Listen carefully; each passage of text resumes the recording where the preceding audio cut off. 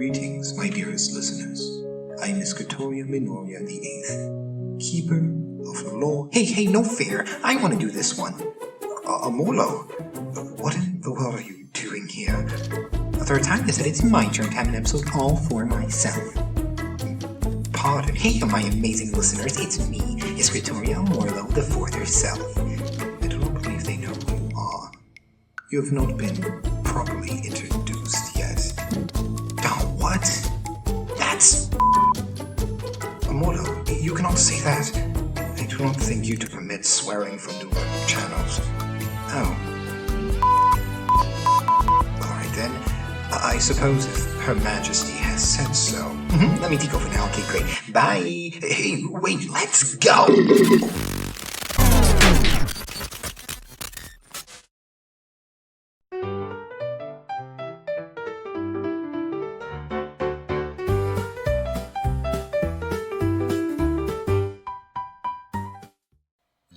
When it comes to the genre of romance within fiction, the pinnacle of which could be achieved beyond what any single person could potentially develop in a real-world example of love at first sight, or any amount of slow burn anyone would feel, what stories often come to mind? Twilight? Bridgerton? Most Disney movies? I mean, damn, they have a lot of romance in them.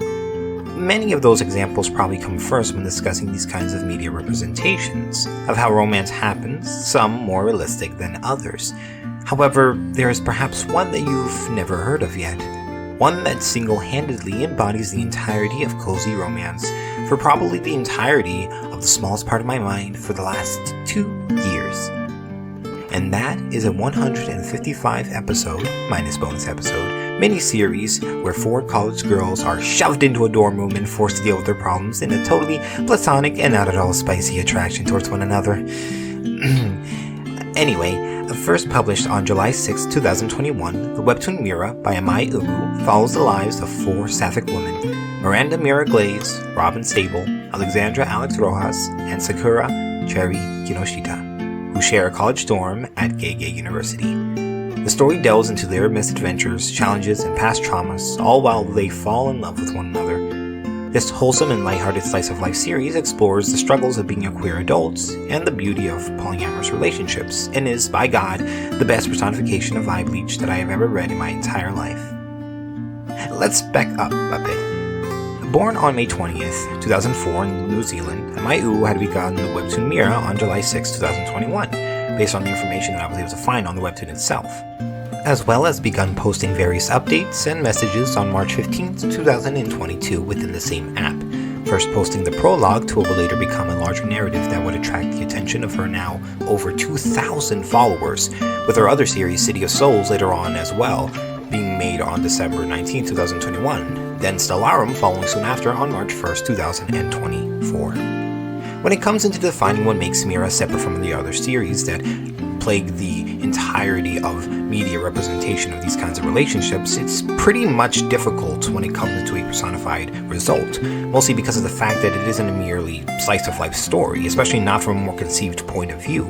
Sure, it has the cuteness of your traditional romance subplot, a meet cute 4 times over, though it still embodies moments of serious undertones that, in some manner, has its own awareness of how the 4's own relationship borders the lines between platonic and romantic early on, even mentioned within the series itself.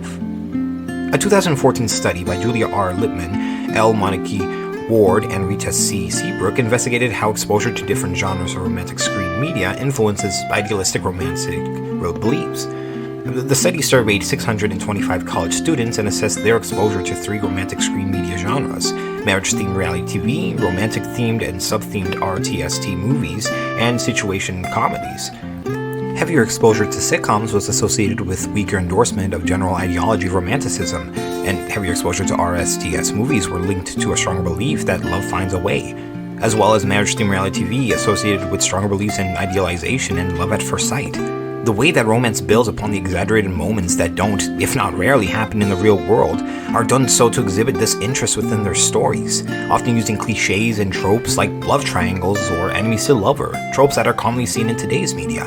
Romeo and Juliet by William Shakespeare in 1597, Pride and Prejudice by Jane Austen in 1813, and even Gone with the Wind by Margaret Mitchell in 1936, all incorporated into the initial points of what would make a romance story attractive to the audience.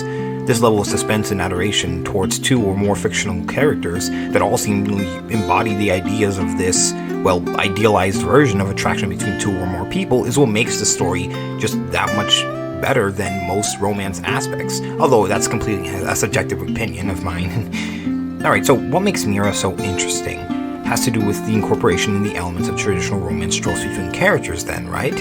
Enemies to lover through a smaller example of enemies, as well as opposites attract between Alex and Cherry, childhood best friends with Robin and Mira. But these are called tropes for a reason, so that surely couldn't be the case. Well, this is a queer story, including 4 sapphic individuals who all hold some gender or sexual identity within the narrative, what with Robin being non-binary or Alex being a demigirl. The representation of LGBTQ characters and themes in media has significantly increased over the years. For example, the first edition of a report by Where Are We on TV, published 26 years ago, counted only 12 LGBTQ series regular characters. In contrast to the most recent edition, 2 years ago, counted 637 versions of that LGBTQ plus regular and reoccurring characters within media tropes and series themselves. Additionally, diversity in media has been on the rise, with GLAAD finding that almost 18.4% of characters in recent years identify as gay, lesbian, bisexual, transgender, and or queer. LGBTQ plus content is far more accepted by the general audience that consumes media produced in modern society, though some aspects of it are brought to light excessively, whereby any relationship between the two of the same sexes, genders, or identities is automatically seen as romantic. Mira doesn't shy away from letting you know that such a thing is exactly what you're receiving when you read that first page.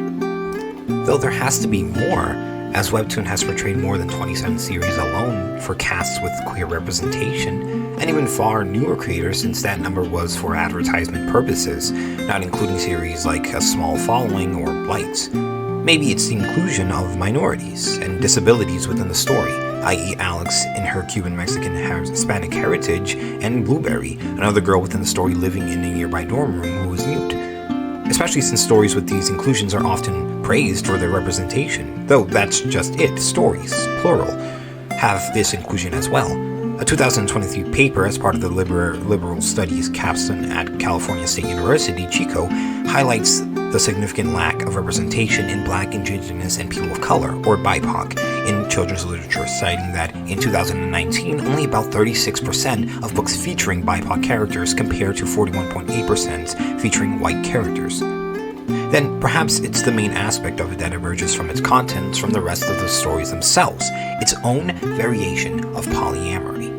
Polyamory itself has been a scarce topic in reference since allowing it within media literacy, not to mention that a legal status towards polyamorous marriages within society.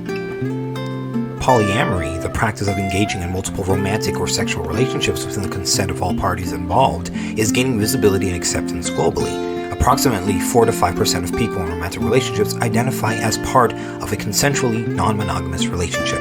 However, the legal status and social acceptance of polyamory varies widely across different countries and cultures alike. In the United States, cities like Somerville and Cambridge, Massachusetts have extended legal recognition to polyamorous domestic partners, while in Europe, countries such as Netherlands, Germany, and France have seen a growing acceptance and discussion surrounding polyamorous relationships alike. Additionally, some countries like Sweden recognize polyamorous relationships and marriages performed abroad.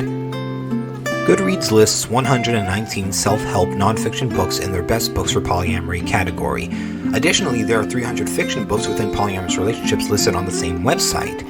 So typically, polyamorous media has been limited to 3 individuals at a time. For obvious reasoning, who wants to keep track of 4 separate individuals? Mira works as a series through its own usage of planning with 4 distinctive characters and their own personalities, all while fitting into what makes a polyamorous relationship unique in storytelling and in real life. They even mention living situations.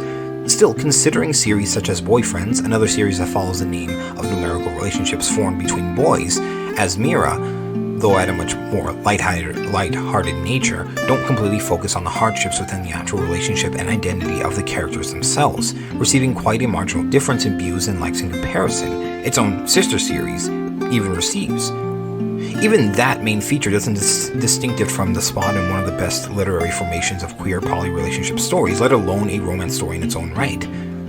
So what, per se, gives it such an appealing premise and read? Well, none of these. And all of them. I know it's a bit confusing, just stick with me for a second. Mira's 4 individuals, each coming from backgrounds that include minorities and stigmatized groups, deal with relatable life events such as neurodivergence, Hispanic cultural stances on homosexuality, transphobia, body dysmorphia, divorce, and the management of personalized trauma. These elements are skillfully woven into the narrative by Amaiiuwu, who emphasizes the theme of self-improvement and personal growth throughout the series. The story follows these 4 characters as they navigate their lives, with the introduction of other characters and groups adding depth to the narrative. Amaiiuwu's ability to build a story on such a strong foundation is truly remarkable. The series is not only about wanting to create something meaningful, but also about successfully implementing it. Amaiiuwu manages to keep the characters real, relatable, and likable, all while maintaining a sense of humor that adds to the charm of the series. Despite initial impressions of the series being a whimsical take on love, Mira delves into realistic tendencies and challenges faced by young adults. The characters' journey through college, their careers, and their connections to the past are all intricately tied together. While the timeline of events can sometimes be unclear, the overall management of integrating their personal stories and growth is instrumental in making the series a compelling read. It's a challenge by itself to integrate a cast of 4 characters into a story, but to function a cast that deals with their own respective trauma, slowly building them into a loving relationship, dealing with their oppositions and flaws, creating an environment outside of their relationships, and still allowing time to flesh out each one with their careers, parental connections, as well as to write a finale with enough of an opening to form a side series with it, and in 155 episodes no less. That is quite a feat. That is to say that Mira now finished on March 1st, 2024 for the first time that it had been in production by Amaiiuwu, who is currently working on its spin-off series Stellarum, and an unrelated story, City of Souls, has been one of the best reads I have ever had the pleasure of laying my hands on. So that is why Scritoria Casera had not allowed you near the romance section of my quarters. Make sure to go over to Webtoon and support Amai and all her works, and be sure to give this video a like, comment, and subscribe. This is Scritoria Amorlo IV, out. You are ever the pain. Now admit it, you love me. Ugh.